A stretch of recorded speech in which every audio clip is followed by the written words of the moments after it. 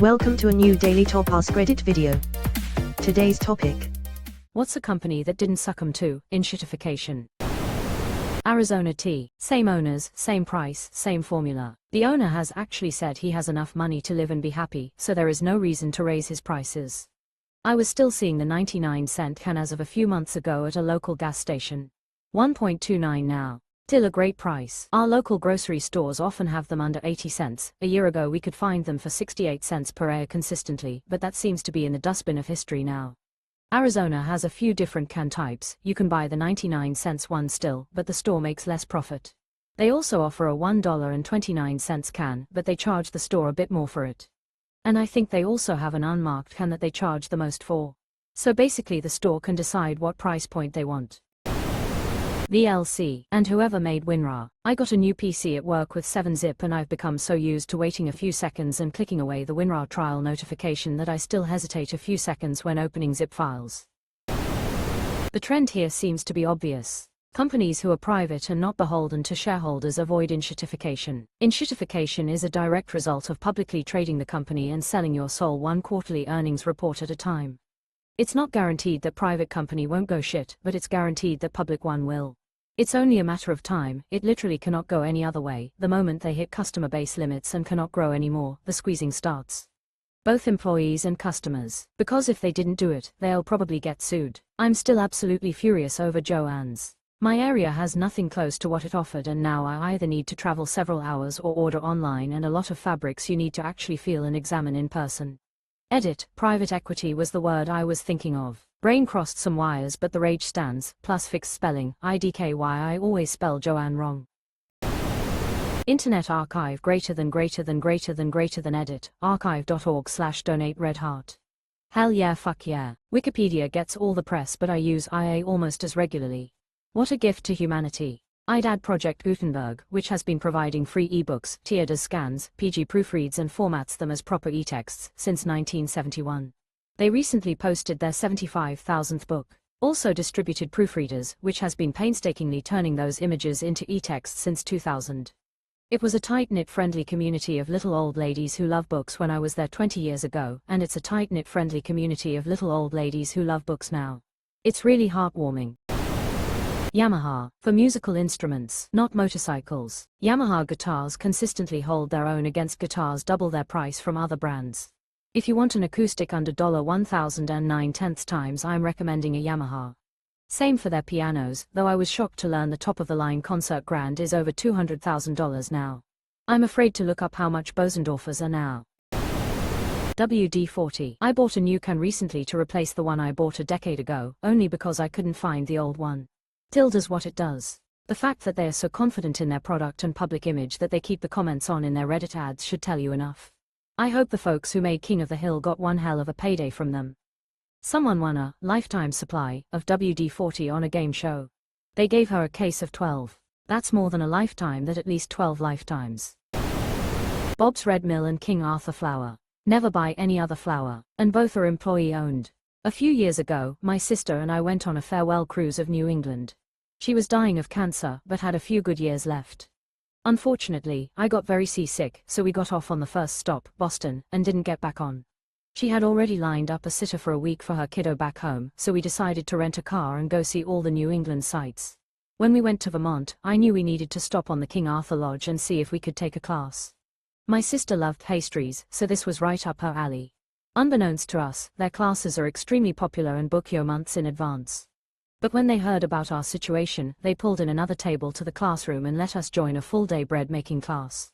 It is one of my favorite memories in life, and I still make those recipes all the time. I will never forget the kindness those employees showed us, and I will never buy a different brand of flour. Well, I guess I'm buying King Arthur Flour now. King Arthur Flour is also the oldest continually operating company in the US, started in the 1700s. Edit. I was wrong. It's one of the oldest but not the oldest. It's the oldest flour company in the US. Plenty of companies were founded before 1790 in the US. Costco still has fair prices, good deals, and the $1.50 hot dog combo. If you raise the effing hot dog, I will kill you. Figure it out. One of my favorite quotes, and such a rarity to hear a CEO stand the ground on not raising prices. And pays their employees well. Above all, this is what I like best about them. They're living proof that you don't have to pay your employees shit to be successful. Nestle, they've always been shitty cunts. Can't go to shit when you've always been shit. Lodge cast iron, inexpensive, and lasts a lifetime with proper care. Lasts a lifetime even with improper care. I've got some nicer cast iron skillets I hide, but the Lodge I leave out has been put through the dishwasher and or left to soak multiple times by ignorant roommates, family. A little reseasoning later and you can't even tell. Same, 3 months into my ex-relationship I learned he'd been putting it through the dishwasher. No chips or issues, some rare seasoning and it's good 7 years later lol. Love my cast iron. Craigslist looks and more or less works the same as it did in the 90s. If I remember rightly they have a tiny staff and they generate billions as well. They don't generate billions anymore, but they still make pretty good money. Revenue breakdown, 2024, $302 million, estimated, 2023, $694 million, estimated, 2021, $660 million, estimated, 2018, $1.035 billion, peak. Pretty sure FB Marketplace has taken most of their business. Blender 5.0 came out this week and it's crazy how much they put into that software for free. It was insane to learn the last year's Oscar winner for animated feature, Flow, was made in Blender. An absolute powerhouse for free software. Awesome movie too, highly recommended. Closing parenthesis. Everything Everywhere All at Once used Blender as well. The Everything Bagel is literally just the donut tutorial that pretty much every does when they get started. Casio still makes top-tier, cheap devices that can last a long time. A $40 Casio watch can easily last you a decade. My ex-boyfriend gifted me a Casio G-Shock about 8 years ago. We'd been broken up for years now but the watch still works, right to this day.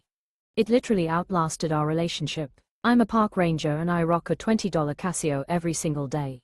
I have put that thing through thunderstorms and windstorms filled with sand and 110+ degree days and -10 degree days and sprayed it with bug spray and sunscreen and slammed it into rocks and trees and all washed it with my clothes and it runs perfectly.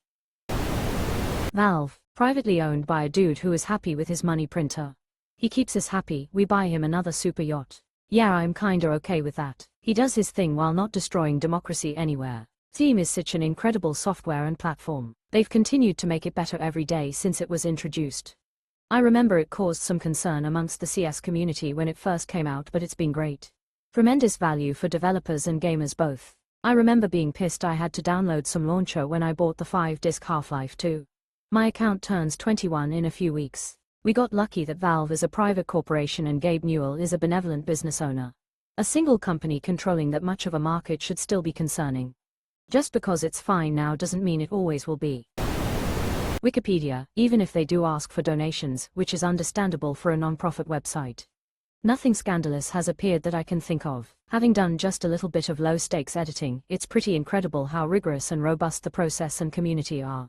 It runs about as perfectly as I imagine something like that could run, given how ambitious the project is.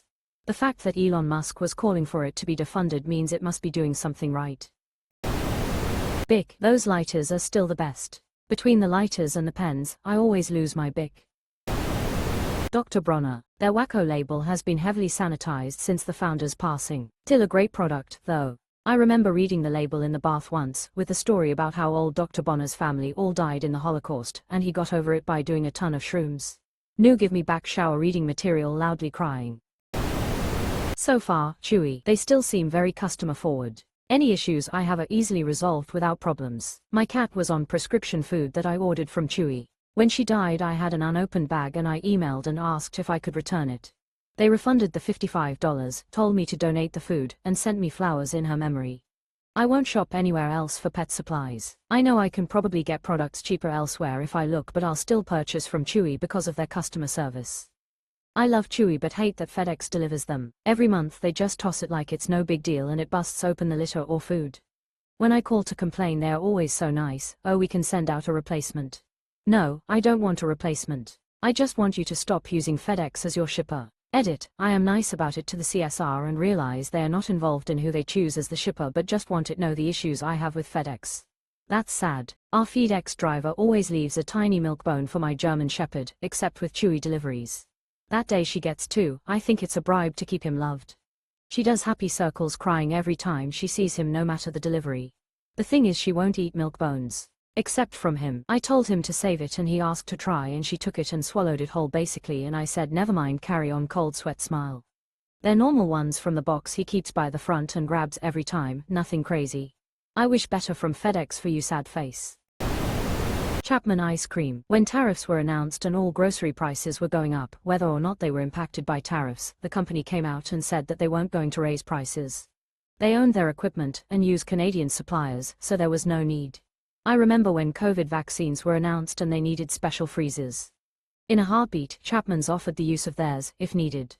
They also paid their employees all through 2020's lockdowns. I wasn't the biggest fan of their ice creams, but since COVID I deliberately sought out the products in gratitude, and since Elbows Up became a thing I've only bought their products.